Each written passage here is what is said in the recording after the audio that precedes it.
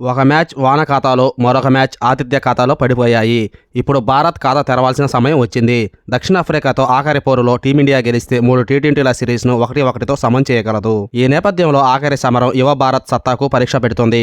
గురువారం జరిగే మ్యాచ్లో సూర్యకుమార్ యాదవ్ సేన గెలిపే లక్ష్యంగా బరిలోకి దిగుతోంది. నిజానికి గత మ్యాచ్లో భారత్ చేసిన స్కోరు తక్కువేం కాదు. కానీ వాన ప్రతాపం, మంచు ప్రభావంతో బౌలర్లు కట్టుతప్పారు.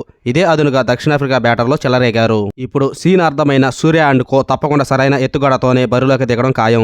ఇదే జరిగితే సిరీస్ చేతికి అందకపోయినా చేజారడం మాత్రం జరగదు. ఆస్ట్రేలియాతో సొంత గడ్డపై జరిగిన 5 టీ20ల సిరీస్లో టాప్ ఆర్డర్ కీలక పాత్ర పోషించింది. ఇక్కడ యశస్వి జైస్వాల్, శుభమాన్ గిల్ జోడీ డకౌట్లతో నిరాశపరిచింది. ఇది ఇన్నింగ్స్ పై ప్రభావం చూపించింది. పొట్టి ఫార్మాట్లో పవర్ ప్లే, డెడ్ ఓవర్లే స్కోరును ఒక్కసారిగా మార్చేస్తాయి. భారత్ విషయంలో అదే జరిగింది. తిలక్ వర్మ ఉన్నంతసేపు ధాటిగా ఆడాడు. మ్యాచ్కు రాటుదేలుతున్న సమయంలో రింకు సింగ్ పై అందరి దృష్టి పడింది. ఖచ్చితత్వంతో కూడిన భారీ షాట్లు అతన్ని మరో మెట్టుపై నిలబెడుతున్నాయి. వాండరర్స్ వికెట్ బ్యాటింగ్కు స్వర్గధామం.